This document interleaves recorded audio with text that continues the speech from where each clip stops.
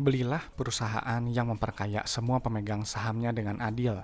Janganlah membeli perusahaan yang hanya memperkaya pemegang sahamnya yang merangkap sebagai komisaris dan direksi. Oke, jumpa lagi dengan Edwin di channel analisis laporan keuangan. Untuk kali ini ada saham request gitu ya, bahas GIAA ya, Garuda Indonesia. Gini ya, perusahaan penerbangan gitu ya. Kita lihat gitu ya, menarik atau enggak gitu. Oke, jadi kita disclaimer dulu ya. Jadi video ini disusun oleh saya sendiri, Edwin, dengan tujuan berbagi analisis dari sudut pandang pribadi saya. Jadi isi materi ini sifatnya hanya edukasi dan informasi umum ya, jadi bukan rekomendasi investasi dan nggak dimaksudkan sebagai ajakan beli, jual atau hold saham yang dibahas ya, GIAA ya, Garuda Indonesia. Nah, jadi setiap keputusan investasi adalah tanggung jawab masing-masing teman-teman ya. Jadi do your own research, silahkan analisis sendiri, jangan mentah-mentah percaya kepada saya gitu, dan jangan jadikan analisis saya ini sebagai analisis yang utama. Nah, jadi untuk menilai perusahaan yang berada di bursa efek sebelum saya beli sahamnya itu saya perlu 3 kriteria utama. Yang pertama adalah perusahaan yang membagikan dividen ya. Nah, kenapa? Gitu, perusahaan ini harus membagikan dividen karena perusahaan yang membagikan dividen adalah perusahaan yang sudah terbukti untung dari bisnisnya. Gitu ya. Jadi keuntungan itu disisihkan oleh perusahaan dan dibagikan kepada kita pemegang sahamnya, bisa kita nikmati gitu. Dan pastinya perusahaan membagikan dividen adalah perusahaan yang pro kepada pemegang sahamnya, gitu, pro kepada kita. Gitu ya. Kalau perusahaan yang nggak bagi dividen berarti mungkin perusahaan itu hanya memperkaya tadi sebagai segelintir pihak aja, terutama owner yang menjabat sebagai komisaris dan direksi gitu ya. Ingat, untuk top tier manajemen gitu ya, untuk jabatan komisaris dan direksi ini udah ratusan juta gajinya gitu ya. Jadi udah nggak perlu pusing kalau misalnya mengelola tidak dengan profesional atau perusahaan yang rugi terus harga sahamnya anjlok gitu, udah nggak usah pusing gitu karena gaji udah pasti 100% pasti masuk kantong gitu. Dan sedangkan untuk kita gitu ya, pemegang saham, kita dapat apa gitu ya? Kita nggak dapat apa-apa gitu ya, dari dividen nggak dapat gitu ya. Mungkin kalau dikelola nggak profesional ya kita juga nggak dapat capital gain gitu ya, buat apa gitu ya. Dan pasti perusahaan yang bisa membagikan dividen adalah perusahaan yang punya kondisi bisnis yang sehat.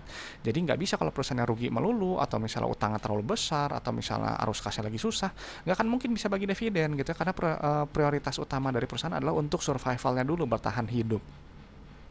Nah, jadi kalau memang teman-teman udah menemukan perusahaan yang bagi dividen, punya kondisi bisnis yang sehat, jangan lupa harus beli di bawah nilai wajarnya gitu ya. Jadi jangan beli ketika harganya super premium ya, pada saat harganya terlalu mahal gitu.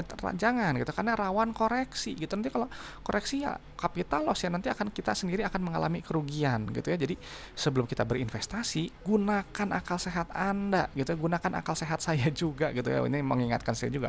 Supaya apa? Supaya kita nggak ikut-ikutan, nggak FOMO, nggak mudah percaya orang, nggak mudah percaya analis, ya nggak mudah percaya berita, rumor gitu, jangan ya. Dan juga jangan percaya sama saya gitu. Jadi teman-teman harus analis sendiri, harus bikin conviction sendiri gitu ya, harus mengerti kenapa beli saham tersebut gitu. Dan yang memang saya lakukan ini memang mengikuti value investing ya, simpelnya. Jadi saya beli ketika harga saham itu di bawah nilai wajar gitu ya, PBV kurang dari 1, saya beli gitu. Seiring berjalannya waktu, ketika PBV kembali ke 1 gitu, mencapai 1, saya take profit atau hold lebih lama kalau memang perusahaannya dia bagus gitu. Jadi kalau misalnya saya belinya di 0,9 ya profit cuma 11%, belinya di 0,8 ya profitnya cuma 25%, dan seterusnya gitu. Jadi kalau dilihat di tabel gitu, banyak yang bilang gitu ya, metode saya ini memang aneh gitu, nggak cari yang multi bagger, nggak cari yang untungnya ratusan persen gitu ya.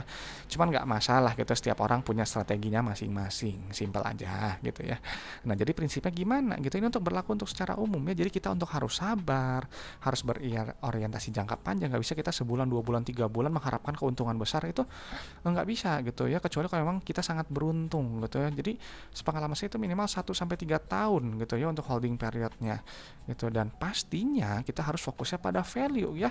Ingat, value ini sifatnya subjektif gitu ya. Jadi value saya dan value teman-teman berbeda gitu. Kalau teman-teman pakai penghitungan value-nya pakai enterprise value, pakai net asset value, pakai DCF, DDM, silahkan gitu ya. Saya tiap orang tadi ada strateginya masing-masing gitu ya. Nah, kalau saya pakai PBV ya, saya fokusnya ke book value yang saya update setiap 3 bulan sekali dari laporan keuangan terbaru gitu ya. Dan pastinya gitu ya, kalau saya mengikuti price ini pusing gitu karena berubah setiap hari gitu ya. Saya nggak sanggup ikutin chartnya terus menerus, nggak bisa gitu ya. Jadi setelah saya fokus pada book value, saya akan tentukan entry price-nya mau di range berapa PBV-nya gitu. Nah, kenapa saya sampaikan demikian gitu ya? Karena harga saham itu nanti pada akhirnya akan mencerminkan kinerja perusahaan dalam jangka panjang, nggak dalam jangka pendek. Jadi kalau dalam jangka pendek ya perusahaan jelek bisa aja digoreng naik gitu ya. Perusahaan bagus bisa aja tiba-tiba turun dalam gitu ya. Toh nanti dalam jangka panjang perusahaan yang bagus ya memang nanti dia akan cenderung naik gitu.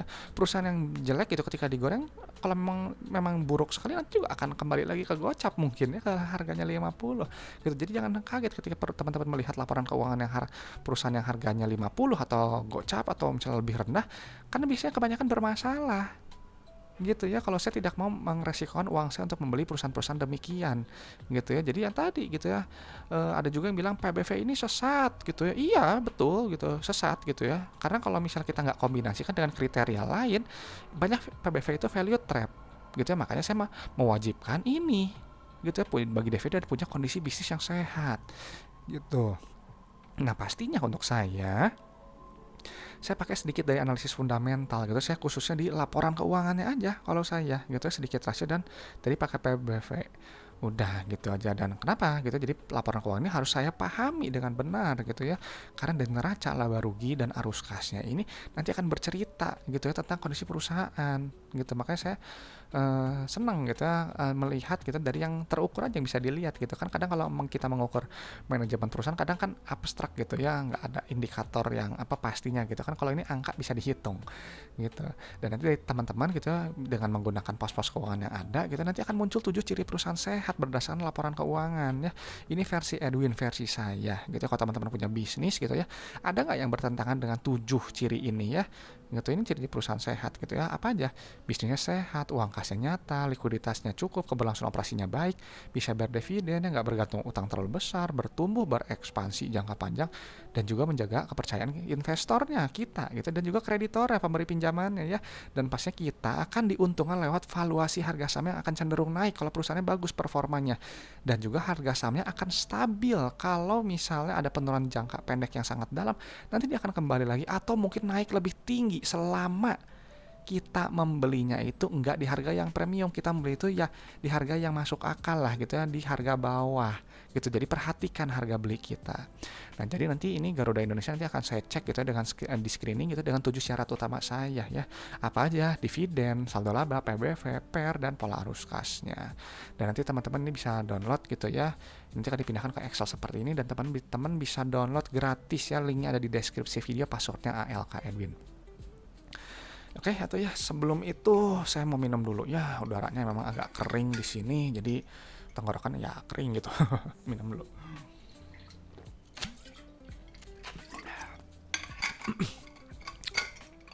Untuk Garuda Indonesia, ini perusahaan ini saya udah lihat riwayat dividennya, ini nggak ada sama sekali ya. Jadi perusahaan ini nggak ada pernah pembagian dividen gitu ya. Jadi kalau misalnya nggak ada pembagian dividen, ya perusahaan ini nggak lolos screening saya.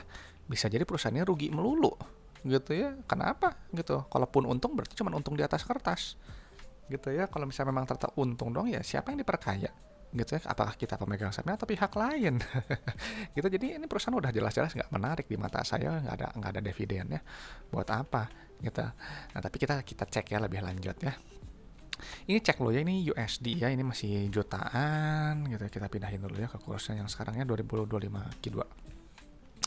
Yang dipindahkan itu adalah kas tarakas yang pertama gitu ya. Kenapa kas tarakas ini harus dipindahkan?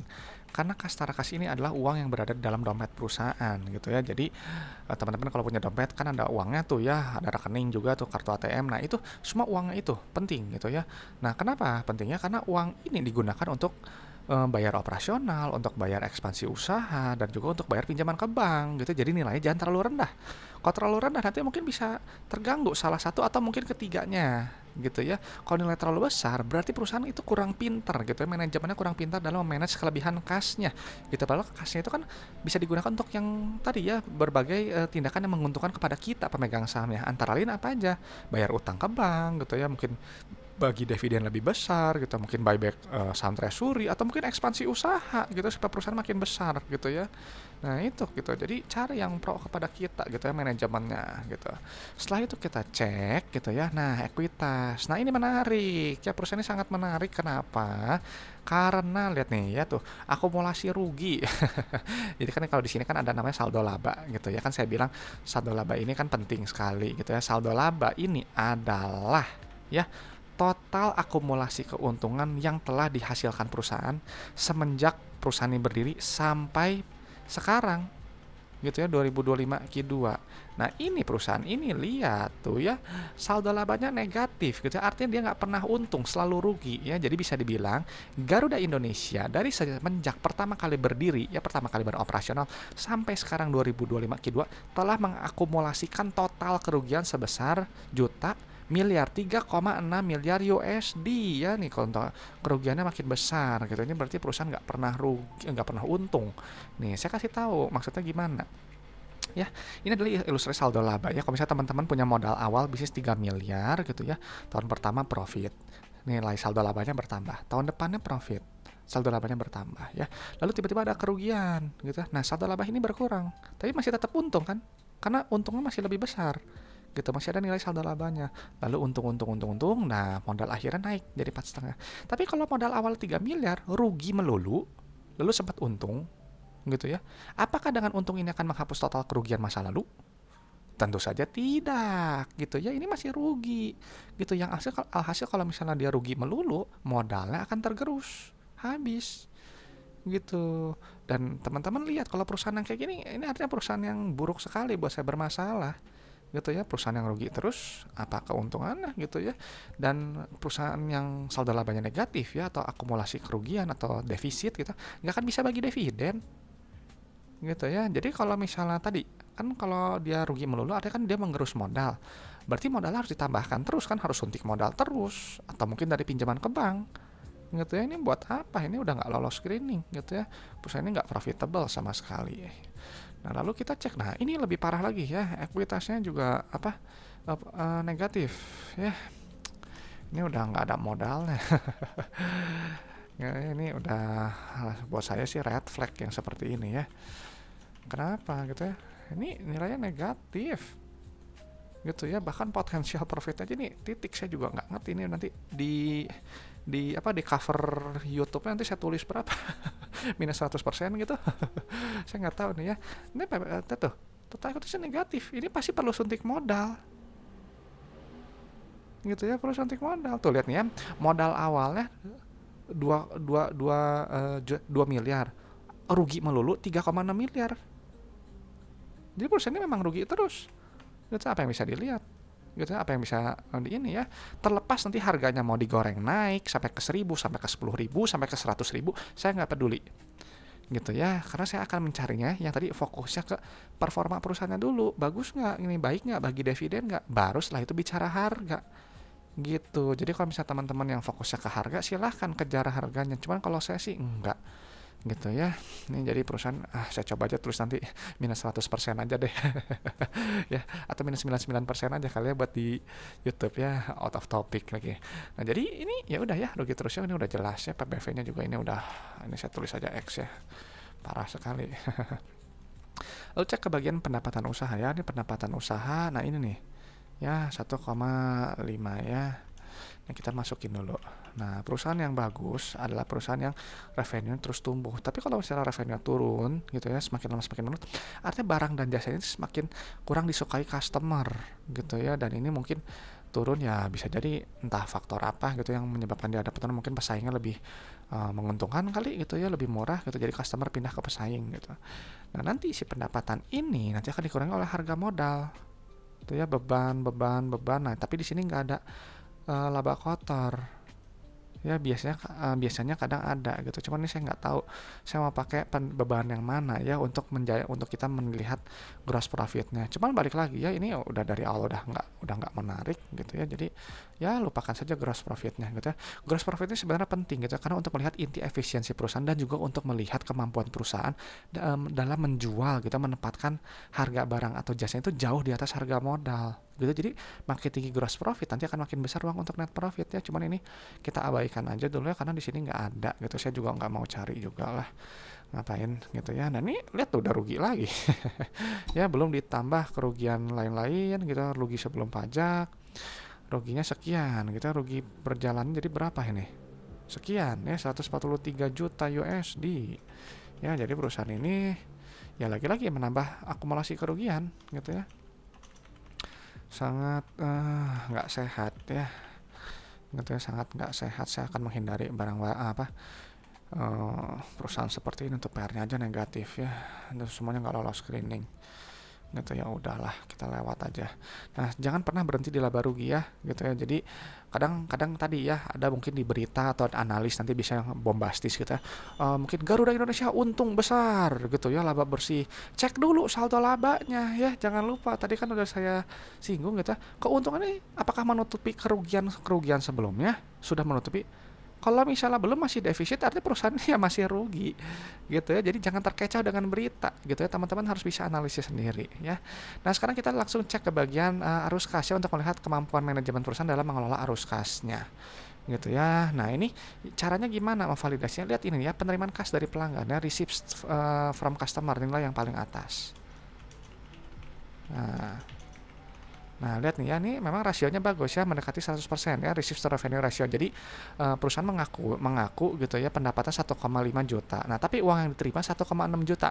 Ini bagus, artinya dia lebih besar daripada pendapatan, artinya dia bisa menagih piutang-piutang yang belum tertagih sebelumnya gitu ya. Nah, jadi uangnya ini, ingat ya, uangnya ini itu yang udah diterima ya, dikumpulkan dari customer, itu digunakan untuk tadi bayar operasional, bayar ekspansi, dan juga bayar pinjaman ke bank. Nah, udah bayar ini itu gitu. Nah, CFO-nya positif. Ya, ini perusahaan berarti masih bagus gitu ya, masih bagus. Kenapa? Karena menghasilkan uang tunai dari bisnisnya. Gitu. Kalau misalnya CFO-nya negatif, terus laba bersihnya negatif, udah tamat itu. Dalam jangka panjang sih chance tewas. Bukan tewas ya, maksudnya chance nggak akan bisa bertahan hidup lah gitu ya perusahaan. Nah, cuman ini masih bagus ya, dia masih positif. Nah, uang ini digunakan untuk ekspansi usaha itu ya, Pak, pemeliharaan, terus pembayaran uang jaminan, atau pengeluaran unit cadangan, terus apa lagi tuh ya, uang muka pembelian pesawat, DP-nya tuh nilainya negatif. Ya, ini bagus. Nah, ini bagus seperti ini gitu ya. Jadi dia berekspansi gitu. Cuman mungkin untuk bisnis-bisnis yang seperti ini kayaknya memang capex-nya gede ya, maksudnya untuk ekspansi usahanya gitu ya. Dan nanti sisa uangnya digunakan untuk bayar pinjaman. Tuh, penerimaan pinjaman, pembayaran pinjaman, penerimaan pinjaman, pembayaran. Nah, ini kita lihat tuh nilainya negatif.